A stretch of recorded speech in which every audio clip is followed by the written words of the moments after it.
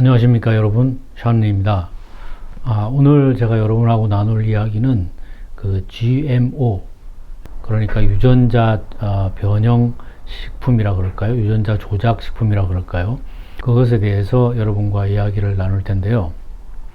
이 주제를 다루기 위해서 제가 상당히 긴 기간 동안에 리서치를 했는데 제가 오늘 이 영상의 제목을 굶어 죽을래 아니면은 병들어 죽을래 이렇게 정한 것처럼 사실 우리 현실이 그렇게 녹록하지 않다, 이런 것을 여러분들한테 알려드리게 돼서 좀 답답한 마음인데요.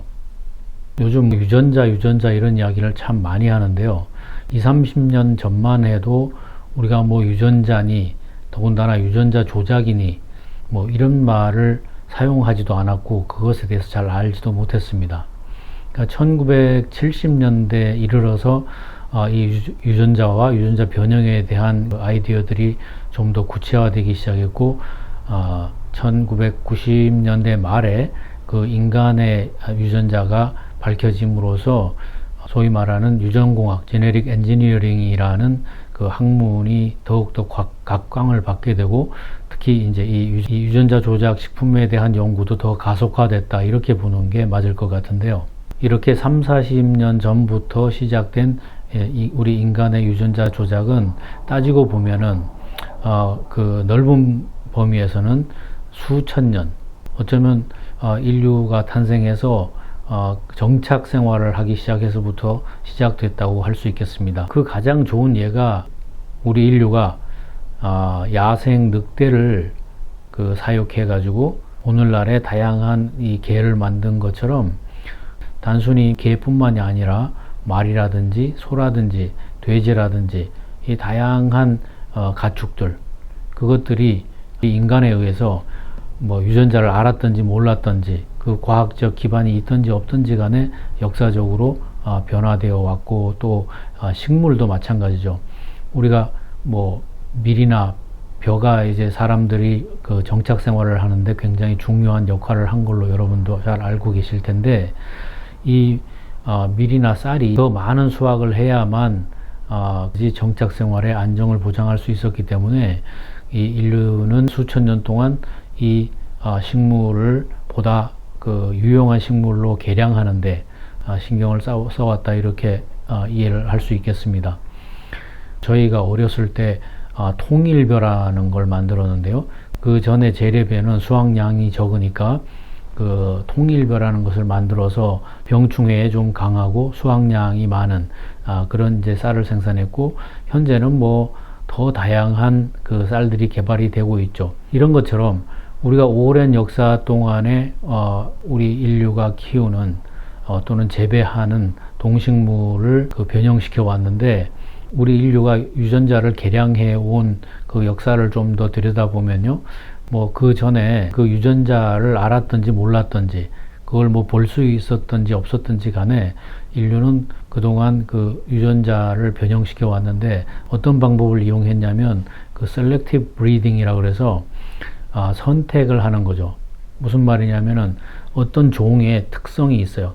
예를 들어서 뭐 벼를 얘기했다 그러면 벼 중에서 이삭이 많이 나오는 뭐 뿌리가 있었다고 치면 그 뿌리에서 나온 벼를 가지고 다음에 개를 또 심어서 거기에서 나온 애들을 점점 좋은 장점을 뽑아서 생산하는 거죠. 그런 것처럼 동물이든 식물이든 간에 어떤 개체의 장점, 그 특성, 그 trait이라고 하는데요. 그 trait을 셀렉트해서 그거를 갖다가 이제 계속 그 대를 거쳐가면서 개선을 하면서 자연스럽게 소위 말하는 우량종으로 바뀌게 된 거죠. 그런데 1970년대 이후에 유전공학에 대해서 좀 더 관심을 가지게 되고 좀 더 많은 연구가 되면서 이제 지금까지와는 다른 차원의 유전자 변형, 유전자 조작 이런 것들이 이루어졌는데, 뭐 사실 그동안에는 좋은 면이 굉장히 부각됐죠. 예를 들자면은 오늘날 가장 많이 사용되는 곡물의 하나가 옥수수거든요. 그러니까 옥수수, 콩, 뭐 카놀라, 면화 이런 것들이 대부분 90% 이상이 유전자 조작이 된 그 식물이거든요.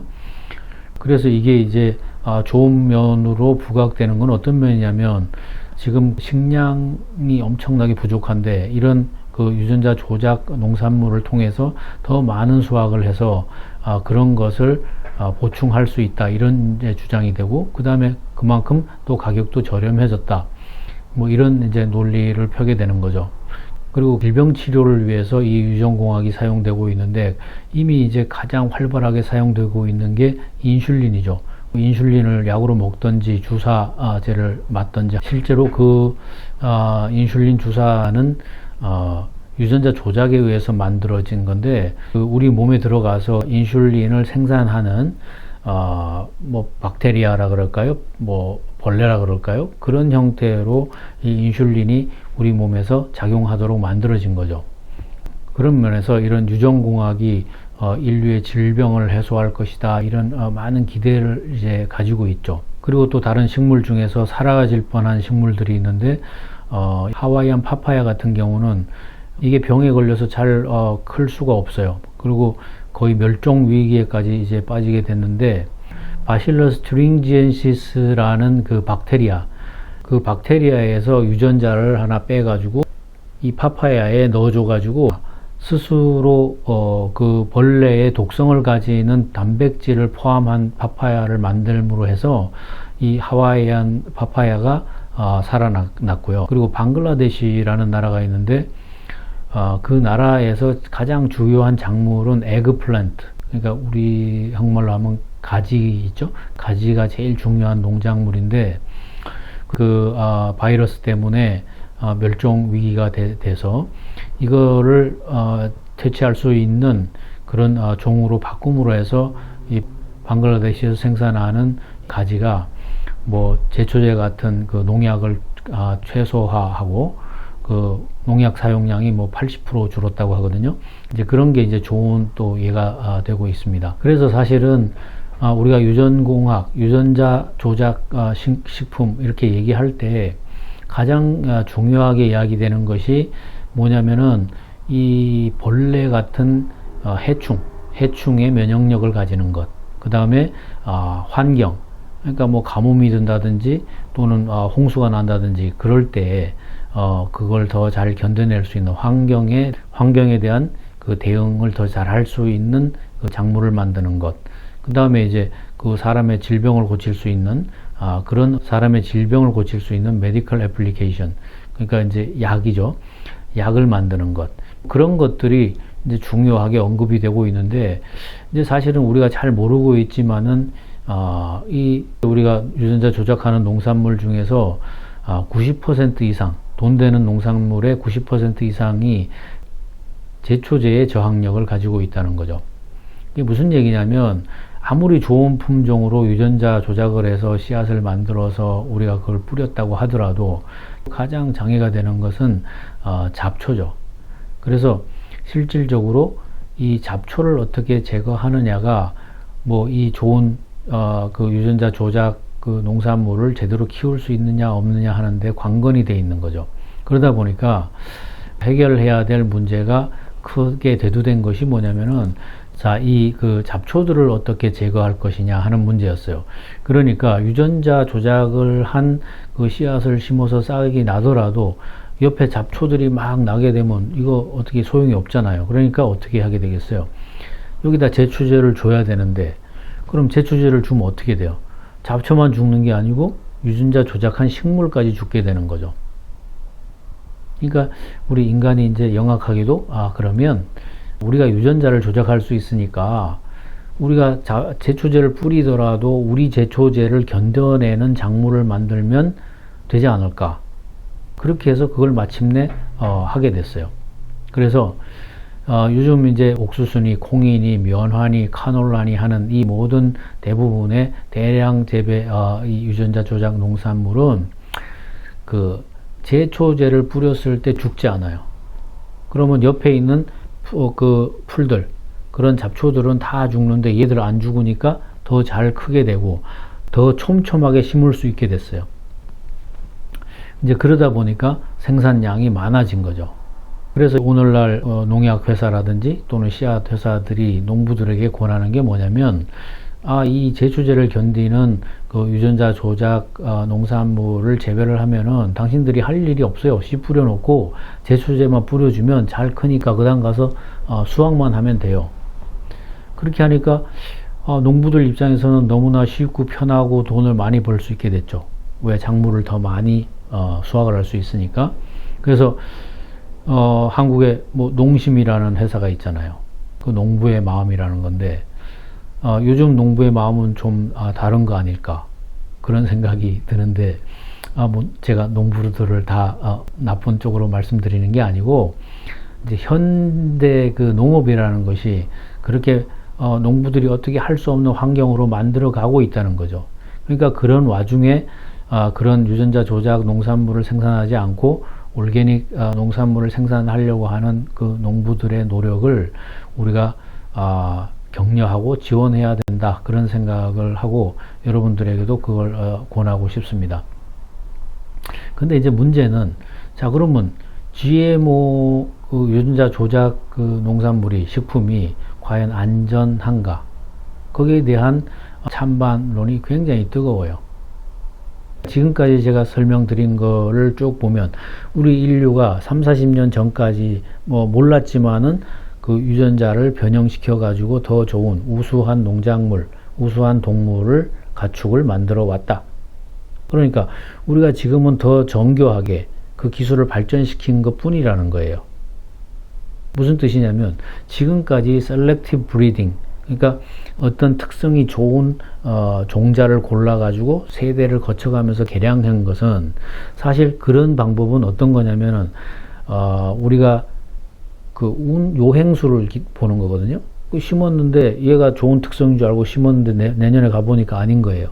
그럼 다시 또 그걸 하고 그런 이제 시행착오를 많이 겪어야 되는 것이 지금까지의 우리 인간이 걸어온 길이라 그러면 현대 유전공학은 그걸 갖다가 그런 일을 할 필요 없게 만들어 준 거죠.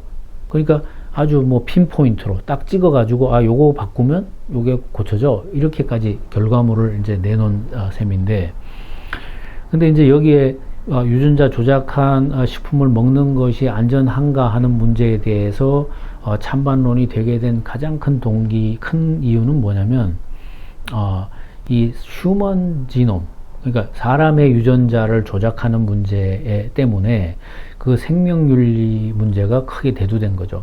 그러니까 우리 인류가 어떤 걱정을 하게 됐냐면 만약에 유전자 조작을 해서 병든 사람들을 고칠 수 있다면 그건 좋은 거라 이렇게 생각을 했어요 처음에.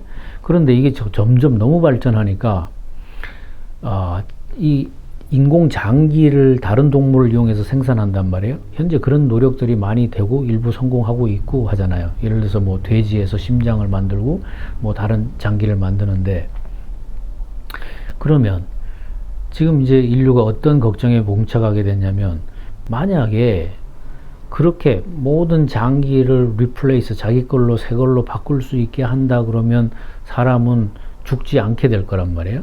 그러면 모든 인간이 죽지 않게 됐을 때 이 인류의 미래는 어떻게 될 것인가 이런 큰 걱정거리가 생긴 거예요. 그 다음에 또 하나는 그 과학자들이 과연 인류의 병만 치료하려고 할 것인가 하는 문제죠. 지금 앞으로의 미래가 로봇이 인간을 지배할 수도 있고 인간이 로봇의 노예가 될 수도 있는 그런 세상이 올 거라고 걱정하는 것처럼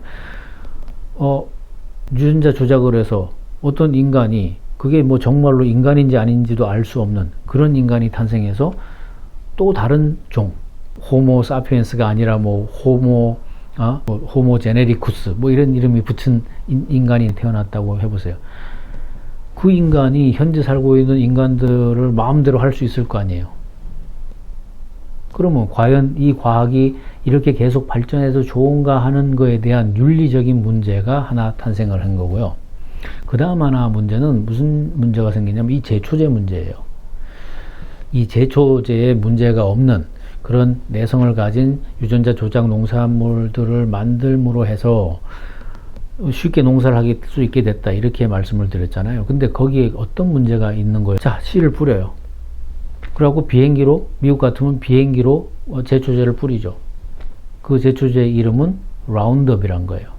1974년도에 라운드업이라는 제초제가 생겼는데 이 라운드업이란 제초제를 만든 회사는 몬산토라는 회사예요.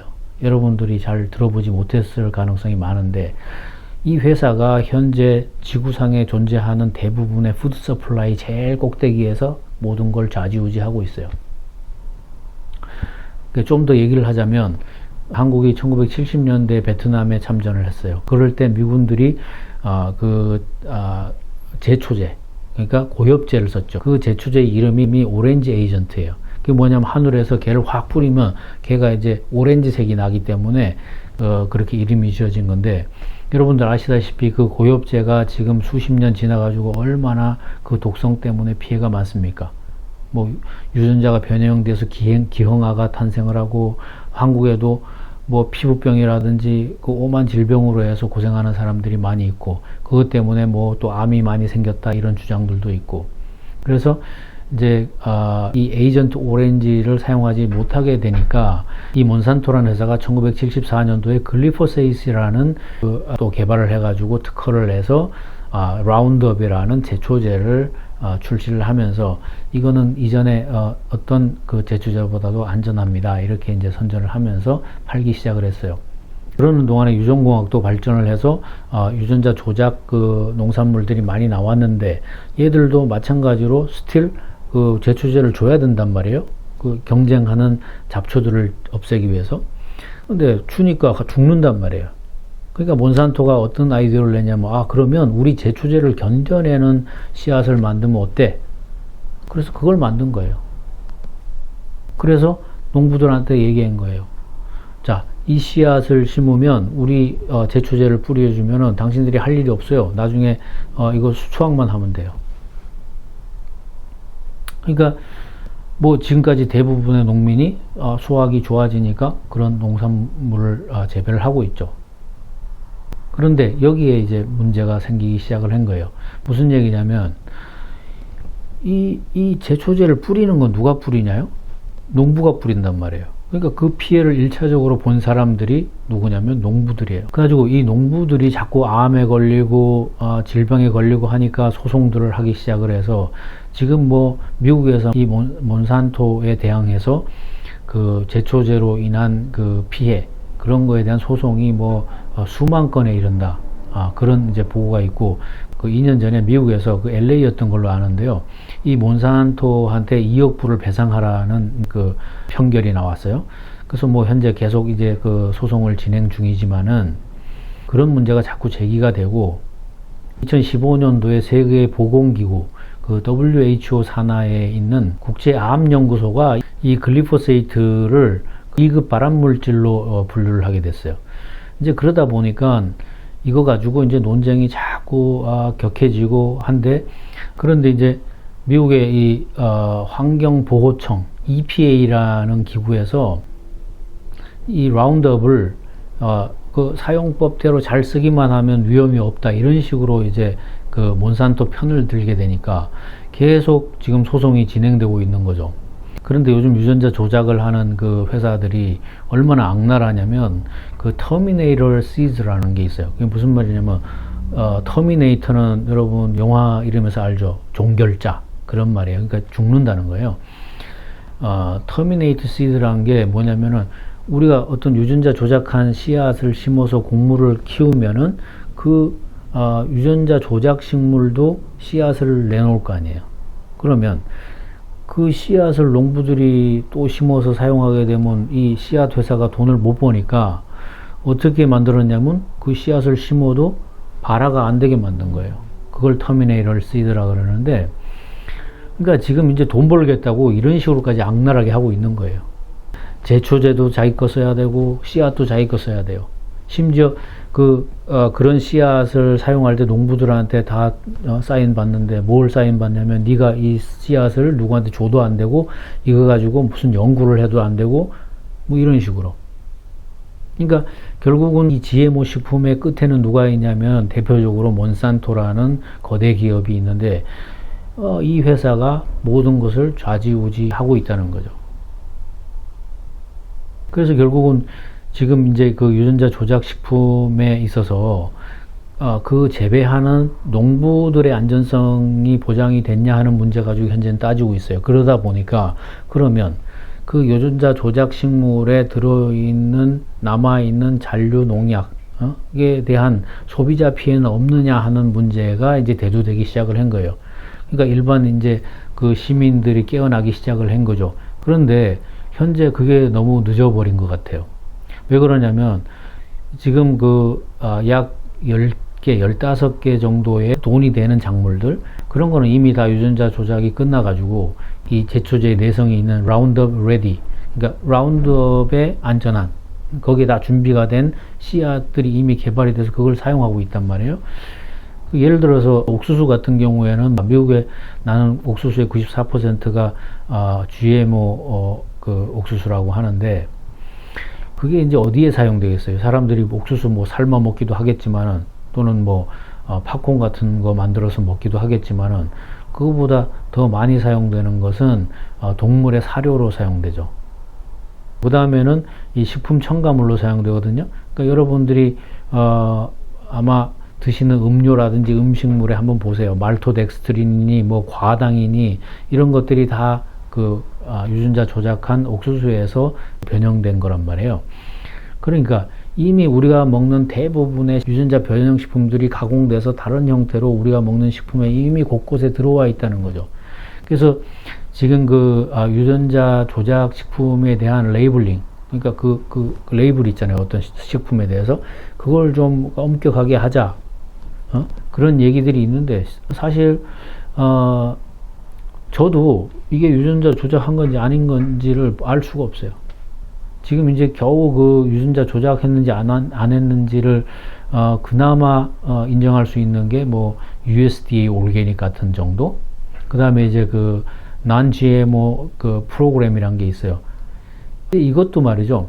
실질적으로 non-GMO 프로그램에 등록된 그 식품들이 정말로 이 제초제로부터 안전한가 하는 거에 대해서는 뭐 아니라는 게 더 지배적이에요. 근데 어쨌든 간에 이 현재 GMO 식품의 안전성 문제는 유전자를 변형시킨 거에 있다기보다는 그걸 대량 생산하기 위해서 그 제초제나 살충제 같은 것을 그냥 무자비하게 뿌려가지고 더 많은 생산량을 보장했다, 그 문제. 거기에서 그 잔류 농약 이런 것들이 많이 있을 거라고 예상이 되고, 실질적으로 그런 것들을 검사한 많은 데이터들이 이제 나오고 있는데, 예를 들어서 그 제초제를 사용하지 않고 보통 이제 우리가 유기농법으로 생산했다고 하는 작물하고 이런 GMO 작물을 그런 제초제나 농약 같은 그 잔류를 비교해 보면은 차이가 난다고 하니까, 그런 그 제초제나 농약에 의해서 우리 인간이 어떤 피해를 볼 것인지, 이미 뭐 그 발암 물질로서 암의 원인이 된다 하는 게 알려져 있어서 그게 걱정이 되고 있잖아요. 또 그 이외에도 어떤 게 있냐면, 이렇게 너무 정교하게 유전자를 조작함으로써 생기는 장기간에 걸친 어떤 영향, 그런 게 아직 검증이 안 됐다는 거죠. 그러니까 지금까지 얘기하기는 우리가 인류가 수천 년, 수만 년 동안의 유전자를 변형시켜서 오늘날과 같은 뭐 개도 만들고 닭도 만들고 돼지도 만들고 쌀도 만들고 5만 걸 변형시켜 왔는데, 오늘 와서 우리가 3, 40년 동안 뭐 그걸 좀 정교하게 했다고 그래서 그게 어떤 문제가 있을 거냐, 이렇게 이제 주장을 하는 거죠. 그렇지만 그거에 대해서 우리가 지금까지 한 번도 경험해 보지 못한 세상, 그런 세상에 우리가 살다 보니까 우리가 지금 하고 있는 이런 과학의 발전이 과연 우리 인류의 미래에 어떤 영향을 미칠 건지, 그런 것이 너무나 두렵다. 그런 것들을 걱정하고 있는 거죠. 그래서 오늘 이제 결론을 말씀을 드리자면, 제가 이 리서치를 상당히 오랜 기간 동안 했는데요. 정말로 좋다 나쁘다 하는 자료가 많이 있지만 사실은 대부분이 좋다는 거예요. 문제 없다는 자료예요. 그러니까 여러분들이 어떤 의약품, 뭐 아스피린이니 뭐 이런 의약품들에 대해서 문제 없다는 자료가 더 많은데, 문제 있다는 자료 몇 개 있는 거 가지고 그걸 자꾸 뭐라 그러냐, 이렇게 말하잖아요. 똑같은 논리란 말이에요. 지금 이제 제가 언제 다음에 몬산토라는 이 거대 기업에 대해서 좀 그 기업의 역사를 여러분들하고 좀 살펴보려고 그래요. 왜냐면 우리가 이 사람이 살아온 걸 돌아보면 그 사람을 알 수 있다고 생각하는 것처럼 이 기업의 역사를 돌아보면 이 기업이 현재 하고 있는 것이 얼마나 윤리적으로 하고 있는 건지 아니면은 모든 거 상관없이 돈 버는 데만 혈안이 돼 있는 건지를 알 수 있다고 생각을 하기 때문에 그런데요. 지금 이 몬산토로 대표되는 이 GMO 유전자 조작 농산물에 대해서 우리가 좀 더 다른 각도로 접근을 하고 경각심을 가져야 되지 않겠나 그런 생각을 합니다. 그래서 말씀드린 대로 제가 이제 현재 벌써 이미 그게 늦지 않았나 그런 생각이 들긴 하지만은 그래도 우리가 그런 면에서 유기농 하는 사람들이 보다 양심적으로 농사를 짓고 그 유기농 하고 있는 사람들을 우리가 좀 더 적극적으로 지원하면 우리가 세상을 좀 이렇게 바꿀 수 있는 어떤 모멘텀 그 계기를 만들 수 있지 않겠나 그런 생각을 합니다. 근데 하여튼 뭐 이런 기대를 제가 말씀드리면서도 너무 암울하다 그런 생각이 들고요. 그래도 어쨌든 우리가 살아있는 동안은 바른 생각을 가지고 살아야 되니까 이런 문제에 대해서 좀 더 생각해 보는 기회를 더 갖는 것도 필요하다고 봅니다. 끝까지 시청해 주신 여러분께 감사하다는 말씀 드리고 또 다음 시간에 뵙기로 하겠습니다. 여러분 늘 행복하시기 바랍니다. 감사합니다. 안녕히 계십시오.